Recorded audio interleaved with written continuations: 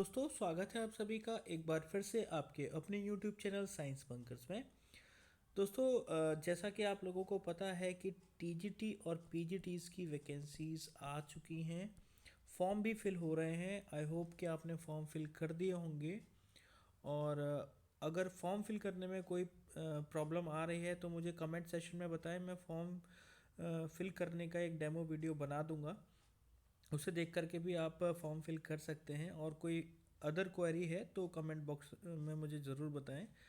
इस particular video में दोस्तों हम स्ट्रेटजी के बारे में बात करेंगे कि कैसे टीजीटी और पीजीटी की हम तैयारी करें। पीजीटी बायोलॉजी को हम मेनली फोकस करेंगे यहाँ पर दोस्तों। और क्योंकि आप जानते हैं कि मेरा चैनल जो है वो पहले से टीजीटी नेचुरल साइंस के लिए ऑलरेडी तैयारी करवा ही रहा है। और मेरे बहुत सारे वीडियोस आपने देखे होंगे वहाँ, प्रीवियस वीडियोस जहाँ पर मैंने फिज़िक्स, केमिस्ट्री और बायोलॉजी सॉल्व की हुई है प्रीवियस ईयर क्वेश्चन, मतलब क्वेश्चन पेपर्स की TSSP में मेल और फीमेल कैंडिडेट्स दोनों के लिए ही। तो आप उनसे भी हेल्प ले सकते हैं कि किस तरीके के क्वेश्चंस प्रीवियस ईयर में आए हुए हैं। और उन्हीं क्वेश्चंस को ध्यान में रखते हुए ये मैंने वीडियो बनाया है, जिसमें हम देखेंगे कि कौन से ऐसे टॉपिक्स हैं जिन पर मेनली हम फोकस करें। तो हमारा टीजीटी नेचुरल साइंस और पीजीटी बायोलॉजी, ठीक है, ये दो एग्ज़ाम्स हमारे जो क्लियर हो जाएं। बेसिकली हम लोग पहले जो स्टार्ट कर रहे हैं बायोलॉजी से ही स्टार्ट कर रहे हैं। केमिस्ट्री और फिज़िक्स मैंने इसलिए नहीं लिया है क्योंकि यहाँ पर मोस्ट ऑफ द टाइम देखा गया है कि जो बायोलॉजी है वो ज़्यादा स्कोरिंग है, इजी भी है। और ज़्यादातर हम लोगों को ये चीज़ क्लियर होनी चाहिए कि जो DSSB एग्ज़ाम लेता है एक्चुअल में वो कंप्यूटर बेस्ड एग्ज़ाम होता है, ठीक है। तो कंप्यूटर बेस्ड टेस्ट को हम CBT भी बोलते हैं। और आप लोगों को पता हो तो हमारा जो टीजीटी है दोस्तों, टीजीटी के अंदर हमारे पास में क्वेश्चंस जो हैं वो 200 क्वेश्चंस यहाँ पर रहते हैं। हर एग्ज़ाम में कोई भी टीजीटी की पोस्ट होती है तो उसमें 200 क्वेश्चंस रहते हैं। पीजीटी की पोस्ट की बात करें तो दोस्तों यहाँ पर हमारे पास में 300 क्वेश्चंस को हमें सॉल्व करना होता है, ठीक है दोस्तों। अब इसमें बात करें अगर टाइम ड्यूरेशन की, तो जो टाइम ड्यूरेशन है दोस्तों वो टीजीटी में 2 घंटे का है, 2 आवर्स का है। तब कि पीजीटी के लिए ये टाइम 3 आवर्स का है, क्योंकि यहाँ पे क्वेश्चंस भी ज़्यादा हैं। पर क्वेश्चन 1 मार्क रहता है, यानी कि 200 नंबर का ये पेपर रहता है आपका टीजीटी का। और यहाँ 300 जो मार्क मतलब 300 क्वेश्चंस रहते हैं, तो यहाँ 300 मार्क्स रहते हैं पीजीटी के पेपर के लिए। तो ये टीजीटी जो एग्ज़ाम है इसमें 200 क्वेश्चन है और इसमें हमारे 300 क्वेश्चन है। सब्जेक्ट स्पेसिफिक 200 क्वेश्चन होते हैं, बाकी सेक्शन ए और बी में ये पार्ट डिवाइड रहता है। देख लेते हैं कि किस तरीके का हमारा पेपर पैटर्न रहता है। पेपर पैटर्न में मैं आपको बता दूं, जो पहली बार इस पर्टिकुलर चैनल को देख रहे हैं उनके लिए मैं बता दूं आप लोगों को दोस्तों कि यहाँ पर जो एग्ज़ाम है वो 2 पार्ट्स में डिवाइड होगा, section A and section B दोस्तों।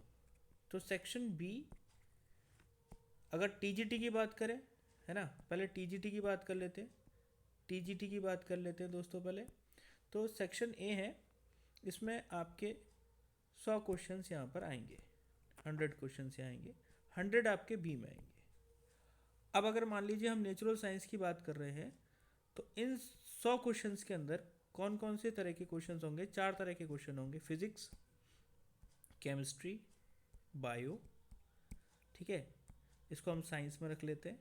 और एक पेडागोजी, ठीक है, 20 क्वेश्चन यहाँ पे पेडागोजी के भी रहते हैं। और यहाँ पर जो 100 क्वेश्चंस हैं सेक्शन ए के अंदर, ये भी 5 पार्ट्स में डिवाइड है। इसमें आपके कौन कौन से रहेंगे? जीएस रहेगा आपका।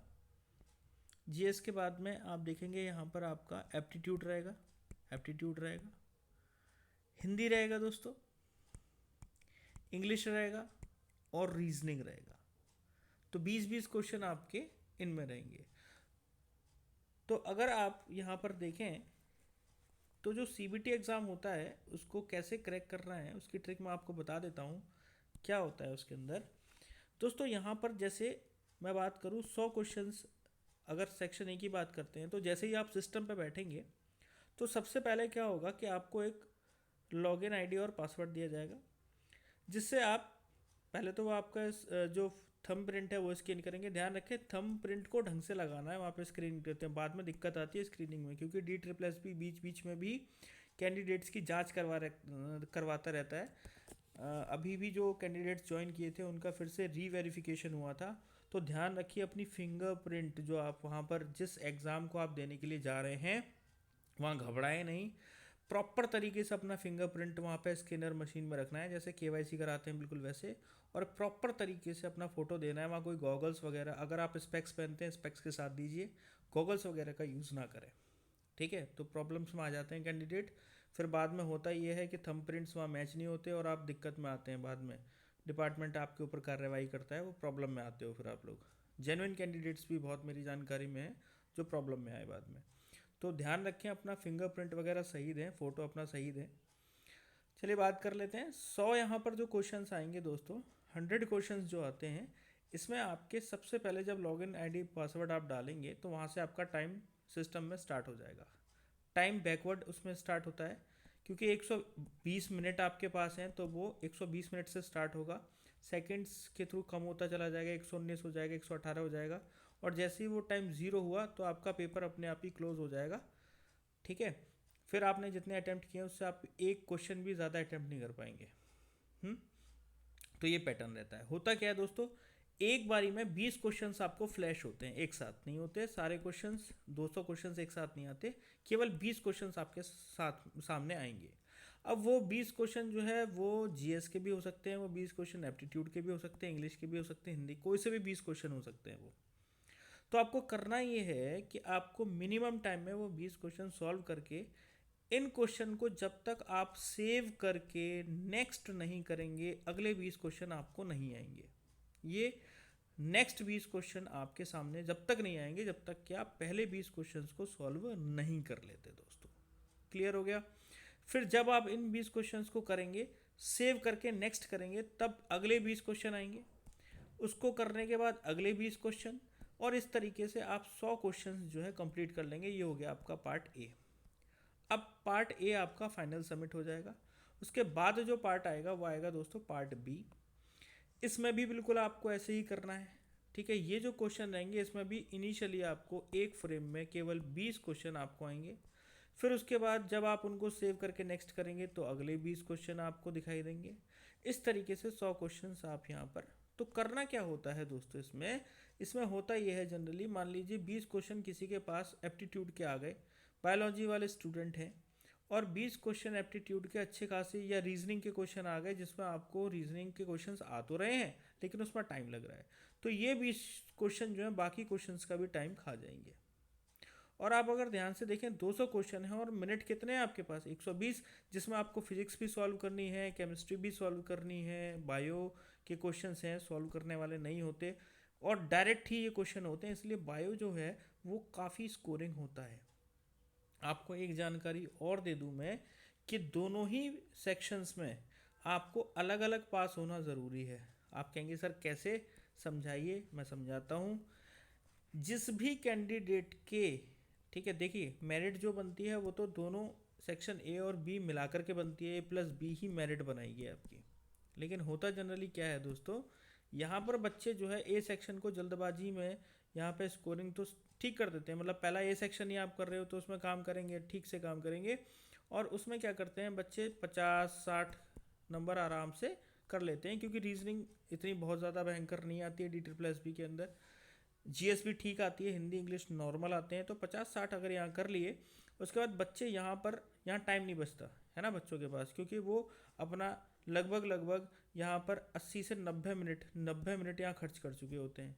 अब जो आधा घंटा बचा है, आधे घंटे में उसको फिजिक्स केमिस्ट्री पेडागोजी बायो सब करना है। तो बच्चा यहाँ पर फिजिक्स अगर सेक्शन आ गया सपोज करिए, तो बच्चा यहाँ पर अटेम्प्ट कर पाता है केवल 100 में से 60 क्वेश्चन तक। और अगर 60 क्वेश्चन में उस बच्चे के गलत हो गए, नेगेटिव मार्किंग हो गई, उसके आ गए 39 मार्क्स, तो वो बच्चा अगर आप देखेंगे तो 60 नंबर यहाँ आ रहे हैं, 39 यहाँ आ रहे हैं, कोई दिक्कत नहीं है, 99 मार्क्स बैठ रहे हैं, लेकिन फिर भी फेल हो जाएगा, क्योंकि उसने यहाँ पर स्कोर किए 39, तब के स्कोर करने थे एटलीस्ट 40 मार्क्स। जी हाँ, ध्यान रहे बहुत सारे कैंडिडेट्स से बाहर हुए थे कि वो एक सेक्शन की कट ऑफ पार नहीं कर पाए। दोनों ही सेक्शन में अलग अलग कट ऑफ पास होना ज़रूरी है, यानी कि इस सेक्शन में, सेक्शन ए में आपको मिनिमम 40% नंबर लाने हैं, सेक्शन बी में आपको मिनिमम 40% नंबर लाने हैं, यानी दोनों में एटलीस्ट, जनरल की बात कर रहा हूँ, जनरल और EWS कैटेगरी की बात कर रहा हूँ, 40 मार्क्स कम से कम एटलीस्ट। अगर इससे कम है तो आप चाहें एक सेक्शन में 100 नंबर ले आएँ 100 में से, और एक में 39 है तो फेल ही माने जाएंगे, भले ही आप मेरिट में कई लोगों से आगे हो। नेक्स्ट बात कर लें ओबीसी की बात कर लें, तो यहाँ आपको 35, ये दिल्ली का ओबीसी होना चाहिए, बाहर का ओबीसी है तो उसे जनरल ही ट्रीट किया जाएगा, ध्यान रहे। तो 35 एटलीस्ट यहाँ मार्क्स होने चाहिए आपके, और बाकी ST SC, ठीक है, और PH कैटेगरी के अंदर 30% मार्क्स यहाँ पे अनिवार्य है। तो ये आपके में क्लियर हो कि दोनों ही सेक्शंस में आपको 40-40 मार्क्स लाने हैं, तभी आप फाइट कर पाएंगे, मेरिट में आ पाएंगे। चलिए, अब हम जो स्ट्रेटेजी बना रहे हैं, यानी कि मैं आपसे जो बताना चाह रहा हूँ, ये बताना चाह रहा हूँ कि हमारे पास में जो बायोलॉजी वाला पोर्शन है दोस्तों, वो सबसे इजी और सबसे ज़्यादा स्कोरिंग है, कम टाइम लेता है, क्योंकि क्या होता है फिजिक्स केमिस्ट्री में एक बारी को आपको सॉल्व भी करने पड़ेंगे क्वेश्चंस, लेकिन बायो में ऐसा सीन नहीं है दोस्तों। बायो में आपको क्या करना है, बायो में आपको आंसर देखना है और टिक करना है, तो मिनिमम जो टाइम लेती है वो बायो लेती है, ठीक है। और इसका वेटेज भी दोस्तों मैं बता दूं, आप सेक्शन बी में देखेंगे तो वेटेज भी बायो का ही सबसे ज़्यादा रहता है। तो बायो की तैयारी ज़रूर करें, चाहे वो TGT नेचुरल साइंस की तैयारी कर रहे हों, और भाई PGT की अगर कर रहे हैं तो PGT के लिए तो चैनल आपका बेस्ट रहेगा ही, क्योंकि हम लोग यहाँ पर क्या करेंगे, हम लोग यहाँ पर दोस्तों बैच स्टार्ट करेंगे अपना, ठीक है, और हम डेली 50 क्वेश्चंस मार्क करेंगे। डेली कितने questions? 50 mark questions, 50 questions daily practice करेंगे, और हम लेंगे क्लास 9 से लेकर के क्लास 12 तक की बायोलॉजी का सारा कुछ, ठीक है। मैंने प्रीवियस ईयर के बायोलॉजी के जो पेपर्स हैं वो सॉल्व किए हुए हैं, इजी पेपर आता है, बहुत टफ नहीं है PGT बायो का। हाँ, मैथ्स का टफ आता है, फिजिक्स का भी टफ है, केमिस्ट्री का भी ठीक आता है, लेकिन बायो के जो मैंने पेपर सॉल्व किए थे तो मैंने ये भी देखा कि कई बार 8th स्टैंडर्ड के क्वेश्चंस भी PGT बायोलॉजी में आए हुए हैं दोस्तों। आप देख सकते हैं मेरे प्रीवियस वीडियो जिसमें मैंने PGT बायो का सॉल्व भी किया हुआ है, बहुत हल्के क्वेश्चंस तो हम कवर करेंगे। कई बार ऐसा भी होता है कि हम 12th की बायोलॉजी पढ़ रहे हैं, 11th की बहुत हाई लेवल पढ़ रहे हैं, हमें बेसिक नहीं पता, इसीलिए हम 9th से लेकर के 12th तक का पूरा कवर करेंगे, क्योंकि अल्टीमेटली यही जो चैप्टर हैं 9th के और 10th के, ये 11th 12th में थोड़े से कह सकते हैं हम और एक्सप्लोर कर दिए गए हैं, है ना, थोड़ा सा डिस्क्राइब कर दिए गए हैं ठीक से। जैसे लाइफ प्रोसेस है 10th का, अब उसी को हमने सर्कुलेटरी में, एक्सक्रीटरी सिस्टम में, कंट्रोल कोऑर्डिनेशन को हमने उसमें बांट दिया, नर्वस कंट्रोल एंड कोऑर्डिनेशन के अंदर 11th के अंदर। तो इस तरीके से हमने क्या किया हुआ है कि उन्हीं चैप्टर्स को थोड़ा सा और भी ज़्यादा एक्सप्लोर कर दिया है, ठीक है। तो हम 9 से लेकर के 12 तक की बायोलॉजी देखेंगे, डेली 50 क्वेश्चंस देखेंगे, और हम जानते हैं दोस्तों कि अच्छा, यूनिट वाइज अगर मैं बात करूं तो एक और वीडियो मैं बना दूंगा, क्योंकि वीडियो बहुत लंबा चला जाएगा। स्ट्रेटजी मैंने आपको बता दी क्या रहेगी, हम 9 से 12 की बायोलॉजी करेंगे। आप मेरे चैनल पर जाकर के जो सेल बायोलॉजी है उससे रिलेटेड मेरे 3 वीडियोस हैं, वो तीनों वीडियोस आप देख सकते हैं, अपनी क्लियर कर लें। तो सबसे पहला जो हम MCQ करेंगे 50 क्वेश्चंस का, वो सेल बायोलॉजी के ऊपर करेंगे, इम्पॉर्टेंट टॉपिक है। मैं एक वीडियो इससे भी रिलेटेड बता दूंगा कि कौन से ऐसे टॉपिक्स हैं, कौन से ऐसी यूनिट्स हैं जिनसे ज़्यादा मार्क्स के क्वेश्चंस आए हुए हैं, ठीक है दोस्तों। तो एक हम ये कर लेंगे, दूसरा हम ये भी कर लेंगे कि जो हमारे एक तरीके से कह सकते हैं कि जो 12th के अलग टॉपिक हैं, मान लीजिए 9 10th में वो टॉपिक नहीं है, 12th और 11th में वो हैं, तो उनको हम अलग से करेंगे। जैसे इकोलॉजी एक टॉपिक है, उसको हम अलग से करेंगे, बायोटेक्नोलॉजी एक टॉपिक है, उसके भी क्वेश्चंस करेंगे MCQ। तो कोशिश ये होगी हम कि विद इन 2 मंथ्स और 3 मंथ्स, है ना, हम अपना पूरा का पूरा बायोलॉजी का जो सिलेबस है उसको कंप्लीट कर लें, ठीक। अगर मुझे इस ड्यूरिंग मौका मिलेगा तो मैं कोशिश आपको ये भी करूँगा कि जो सेक्शन A है, ठीक है, उसकी भी हम प्रिपरेशन कर लें, एटलीस्ट हिंदी, इंग्लिश और हमारी जो कह सकते हैं GS है, ठीक है, उसको हम कंप्लीट कर लें, क्योंकि रीजनिंग वगैरह की प्रैक्टिस तो आप कर लेंगे, कोई दिक्कत नहीं है। और बाकी जो जनरल अवेयरनेस है और करंट अफेयर्स है दोस्तों, उसके लिए कोई चैनल सब्सक्राइब कर लें, और रोज़ वहाँ पर कम से कम 10-10 क्वेश्चन डेली लगाएं, तो हमारा जो ये 20 क्वेश्चन जो आते हैं जीएस के और करंट अफेयर्स के, वो वहाँ पर कंप्लीट हो जाएंगे। रीजनिंग आप कर लेंगे, ठीक है। रीजनिंग में ये होता है कि आपको हिट कर रहा है तो ठीक है, टिक करना है, वरना आगे बढ़ना है, क्योंकि हमारे पास टाइम बहुत लिमिटेड होता है, ठीक है। बात करें दोस्तों पीजीटी बायोलॉजी की, तो दोस्तों पीजीटी बायोलॉजी के अंदर आप मान के चलें कि आपके पास में जो टाइम है, मान के चलें, आपको पता ही है कि जो टाइम है बहुत लिमिटेड है। कितना टाइम है आपके पास में? 180 मिनट्स। और दोस्तों क्वेश्चन कितने करने हैं? 300 क्वेश्चन, ठीक है। बहुत कम टाइम है, ठीक है, काफ़ी कम टाइम है। 0.6 सेकेंड है अगर आप देखेंगे, सॉरी 0.6 मिनट है आपके पास में अगर देखेंगे, तो 0.6 मिनट, ठीक है, कम है काफ़ी। 36 सेकेंड के आसपास आपको करने के लिए टाइम मिलता है एक क्वेश्चन। तो यहाँ बायोलॉजी में तो इजी होता है करना, ठीक है। तो मैक्सिमम क्वेश्चन अगर आप चाहते हैं इसमें अटेम्प्ट करना, तो आपको क्या करना है, ए पार्ट जल्दी फिनिश करना होगा, उसके बाद फिर हम बी की तरफ बढ़ते हैं। पेडागोजी के क्वेश्चंस भी इसमें आएंगे दोस्तों। तो अपना जो टारगेट है, हम कल से स्टार्ट करते हैं अपना 50 क्वेश्चंस डेली का जो हम टारगेट कर रहे हैं, ठीक है, डेली करेंगे। तो अपने दोस्तों में भी ये चैनल जो है उसका लिंक दे दें, बिकॉज हम तैयारी स्टार्ट कर रहे हैं, तो आपके दोस्तों को भी अगर ये मिल जाएगा तो हो सकता है उनका भी कुछ बेनिफिट हो जाए इसमें। तो बने रहिएगा दोस्तों चैनल के साथ, साइंस बंकर्स के साथ में, और आप लोग ऐसे ही मोटिवेट करते रहें। और आप लोगों के जो प्यार है, कमेंट्स हैं, इन्हें देख करके मन भी करता है वीडियो बनाने का। अदरवाइज़ जब पैसिव चाहते हैं वीडियोस तो नहीं मन करता बनाने का। तो आप लोग अगर मुझे थोड़ा सा मोटिवेट करेंगे, तो मैं भी कोशिश करूँगा कि अपनी तरफ से पूरा 100% दूँ, और जितना मैक्सिमम पॉसिबल है आपको गाइड कर सकूँ दोस्तों। लास्ट ईयर भी बहुत सारे सिलेक्शंस हुए, ठीक है, अपने चैनल से। तो बहुत सारे बच्चों के सिलेक्शंस देख करके काफ़ी अच्छा लगा। तो मैं उम्मीद कर रहा हूँ कि इस बार भी जितनी वैकेंसीज आई हैं, ज़्यादातर जो कैंडिडेट्स हैं वो साइंस बंकर से सेलेक्ट होंगे दोस्तों। आपको बहुत बहुत बेस्ट विशेस।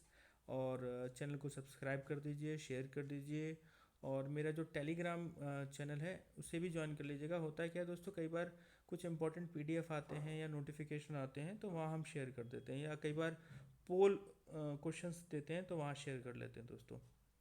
तो इसी के साथ ये वीडियो दोस्तों मैं अब मतलब रोक रहा हूँ, ठीक है। नेक्स्ट वीडियो में हम बात करेंगे अपने मतलब 50 क्वेश्चंस की, और फाइनल हम कौन कौन सी यूनिट करने वाले हैं, ठीक है। अभी स्टार्टिंग में मैं सेल यूनिट सोच रहा हूँ, तो सेल यूनिट से स्टार्ट करते हैं, फिर हम टिश्यू करेंगे, फिर ऑर्गन की तरफ बढ़ेंगे, फिर प्लांट फिजियोलॉजी और ह्यूमन फिजियोलॉजी देखेंगे दोस्तों, ठीक है दोस्तों। थैंक यू सो मच दोस्तों।